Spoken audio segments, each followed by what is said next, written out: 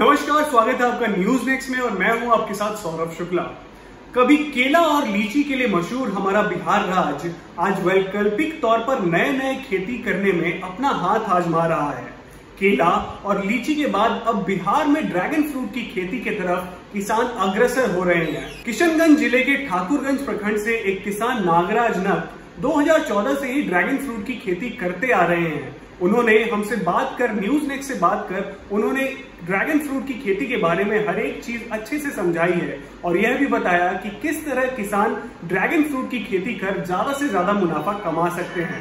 स्थित हूँ किशनगंज जिले के ठाकुरगंज प्रखंड में और यहाँ पर ड्रैगन फ्रूट्स की खेती शुरू हुई है। पहले तो इस फल का खेती इजराइल, वियतनाम और अन्य देशों में, कई देशों में किया जा रहा था, लेकिन अब इसकी खेती जिले के ठाकुरगंज प्रखंड में भी कुछ वर्ष पहले से शुरू किया गया है।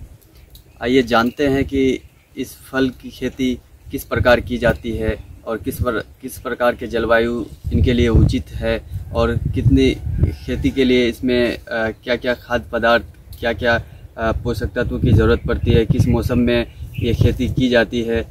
यहाँ लगभग 4 एकड़ में ड्रैगन फ्रूट्स की खेती कर रहे हैं यहाँ के एक किसान हमारे साथ उपस्थित है, नागराज जी। हम उनसे जानना चाहते हैं, उनसे पूछते हैं कि ये कहाँ से इस खेती के बारे में जानकारी प्राप्त की और कैसे इनको नॉलेज हुआ कि भाई हमको यहाँ खेती करनी चाहिए और क्या बेनिफिट्स है लोगों के लिए, क्या और किसानों के लिए क्या संदेश जाएगा।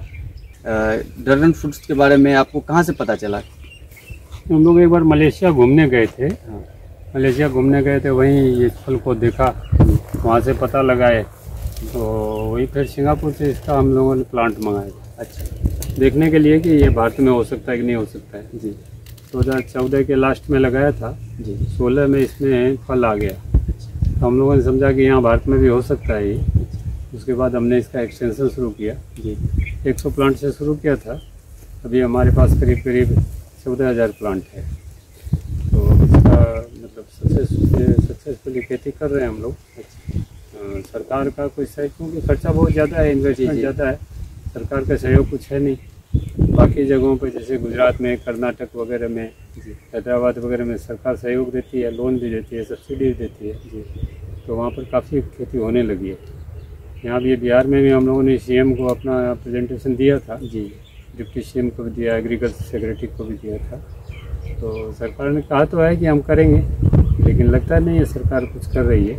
तो अगर सरकार का हेल्प हो तो काफ़ी बिहार, हमने एक स्कीम बना कर दिया था, विदिन 3 ईयर्स जी ड्रैगन फ्रूट की खेती में बिहार इंडिया टॉप हो सकता है बिल्कुल, लेकिन सरकार का इस पर ध्यान नहीं है जी। और काफ़ी महंगा ये फल बिकता है, बाकी किसी खेती में तो किसान को कोई विशेष फ़ायदा है नहीं।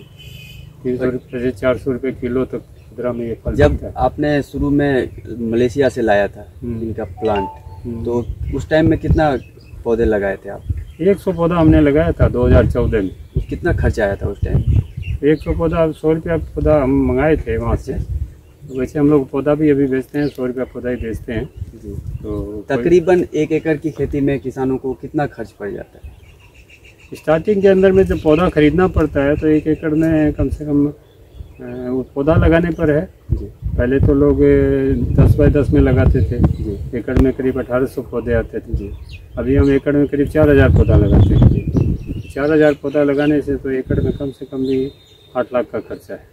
तो आपका कहना है कि बिहार की सरकार, यहाँ के कृषि विभाग के लोग अगर किसानों को सहयोग करे तो इस खेती में लोग कुछ अच्छा कर सकते हैं? बहुत अच्छा कर सकते हैं, बहुत अच्छा कर सकते हैं। जितना 50 एकड़ ज़मीन जोत करके जितना कमा सकता है किसान जी, 1 एकड़ में उतना कमा सकता है बिल्कुल। कम ज़मीन के अंदर में ज़्यादा फसल, ज़्यादा आय हो सकती है किसान को। लेकिन सरकार का ध्यान होता ना, किसान इतना खर्च करने की हिम्मत सब किसान को है नहीं। तो हम लोग तो अपना शौक से किए जी, इसलिए हम लोग सक्सेस हो गए।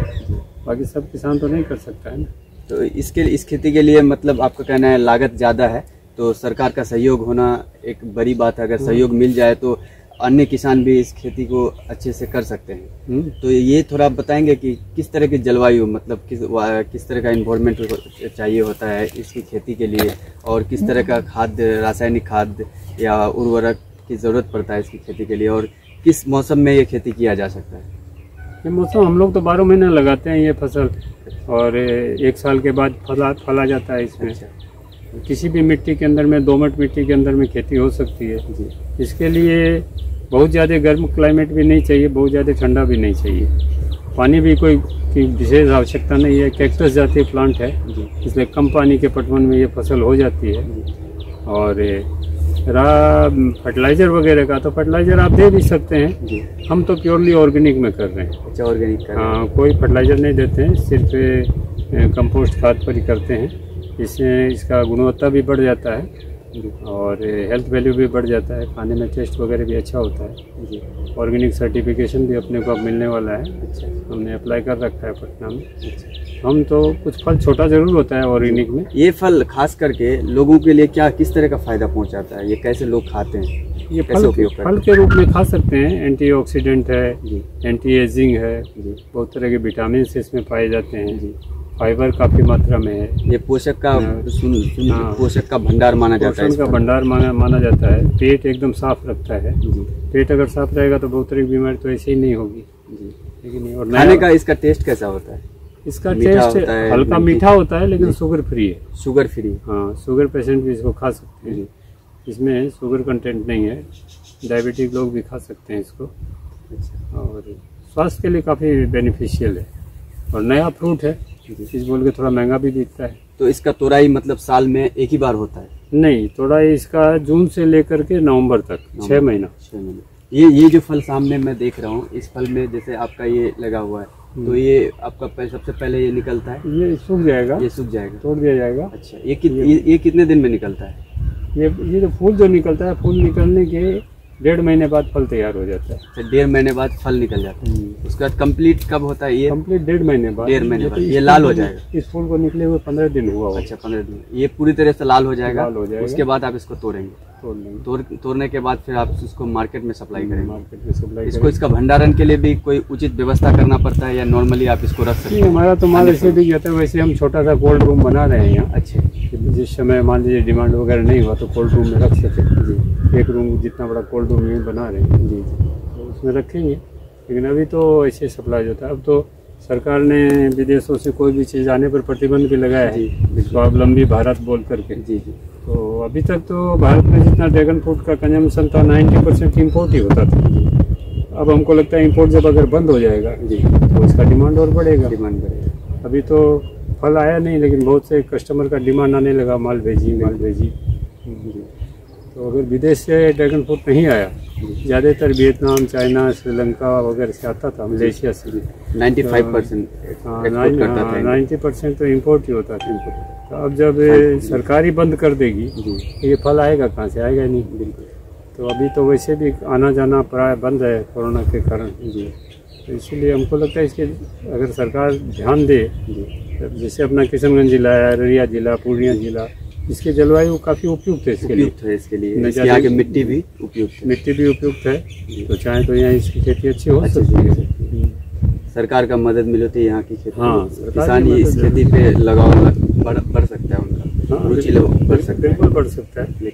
लेकिन जहाँ तक आप बोल रहे हैं कि थोड़ा खेती में इसकी खेती में खर्च ज़्यादा है, यहाँ के लोग ज़्यादातर धान का खेती करते हैं, मक्का का खेती करते हैं, क्योंकि कम खर्च है। यहाँ तो 1000-2000 रुपया बीघा में खर्च होता है, उसके लिए भी लोन खोजते हैं। तो ये 10 लाख रुपया एकड़ में कौन खर्चा करेगा? तो सामान्य किसान तो खर्चा करना नहीं चाहता, रिस्क भी लगता है होगा कि नहीं होगा जी। तो आपके आँख के सामने हो रहा है जी, जब नहीं होने का सवाल ही नहीं। ड्रैगन फ्रूट्स की खेती के लिए क्या क्या चीज़ों की ज़रूरत पड़ती है, उनके बारे में भी थोड़ा आप सबको जानकारी दे देते हैं कि इसके लिए आपको सबसे पहले तो उपयुक्त जलवायु और उपयुक्त मिट्टी होना चाहिए। और जो मिट्टी दोमट मिट्टी होता है, खास करके सीमांचल के इलाकों में, सीमांचल के ज़िलों में दोमट मिट्टी पाया जाता है। तो यहाँ का जो जलवायु और यहाँ का जो मिट्टी है बेहद उपयुक्त है इस खेती के लिए। तो हम यहाँ के जो किसान हैं उनसे जानते हैं ये किस तरह से लगातार, क्योंकि 6 साल से खेती कर रहे हैं। ये जो आपने पिलर लगाया है कंक्रीट का, तो इसके अलावा भी कोई संसाधन है जो हम उसका इस्तेमाल कर सकते हैं? इसको ये कैक्टस जातीय प्लांट है, इसको सपोर्ट चढ़ने के लिए कोई सपोर्ट चाहिए जी। तो सपोर्ट लकड़ी का भी हो सकता है, ईंटा का पिलर भी बन सकता है जी, लेकिन कंक्रीट का पिलर जो है सबसे उपयुक्त जी। तो एक पिलर पर करीब सब ले करके 400 रुपये खर्चा आ जाता ये कंक्रीट का पिलर है, उसके बाद आपने इसके ऊपर ये क्या लोहा का बनाया है? है। ये लोहा का है, टायर ऊपर से दिया है आपने इसको सपोर्ट के लिए। उसका कंपोस्ट का खर्चा है, लेबर का खर्चा है। इसका दूरी कितना होना चाहिए दोनों जो पौधा लगाते हैं मिनिमम? अभी हम लोग लगा रहे हैं 8 फुट बाई 6 फुट पर। अच्छा, लाइन टू लाइन 8 फुट अच्छा। और ये पिलर टू पिलर 6 फुट। तो एक पिलर पर 4 पौधा लगता है। एक पिलर पर? हाँ, 4 पौधा चारों तरफ से लगाते हैं। 4 पौधा लगता है जी। तो इस हिसाब से करीब एकड़ में 4000 पौधा आता है। अच्छा, तो उसके बाद 1000 पिलर लग गया। 1000 पिलर का ही करीब 4 लाख रुपया पड़ जाता है जी। पिलर के अलावा जो लकड़ी का जो तख्त है उससे भी तो कर सकते हैं, बांस भी लगा सकते हैं, लेकिन सड़ जाएगा, वो साल में बदलना होगा। इसकी लाइफ है 20 साल। अच्छा, पौधे की लाइफ 20 साल? 20 साल है, बहुत ही लंबी लाइफ है। 20 साल में तो लकड़ी भी सड़ जाएगी, बांस तो 2-4 साल में सड़ जाएगा, इसलिए वो उपयुक्त नहीं है जी। या कंक्रीट लगाई या फिर ईटा का पिलर। ईटा का पिलर तो और महंगा पड़ेगा, इसलिए हम लोग ये कंक्रीट इसके लिए सबसे उपयुक्त है। उपयुक्त। तो ये बता रहे थे कि जो इस पौधे का जो लाइफ है, इस उम्र है लगभग 20 साल है। तो अगर हम तख्त का लकड़ी का पिलर बना के इसको सपोर्ट मिलना चाहिए पौधे को, तो उसके लिए हम लोग लगाते क्या है, इसमें जो कंक्रीट का पिलर लगाए हुए हैं। इसकी लाइफ 20 साल है पौधे की, इसलिए जो कंक्रीट का लगाया गया। अगर हम बांस का या लकड़ी का लगाएंगे तो इनका लाइफ 3 साल 4 साल में फिर बदलना पड़ेगा, तो जो पौधे का जड़ है वो हिल सकता है, इस कारण पौधे की मृत्यु भी हो सकती है। इसलिए सबसे उपयुक्त जो है कंक्रीट का जो पिलर है वो माना गया। तो ये थे हमारे साथ जो इस ड्रैगन फ्रूट्स की खेती कर रहे हैं। तो आत्मनिर्भर भारत के लिए ये एक बहुत बड़ी कदम हो सकती है।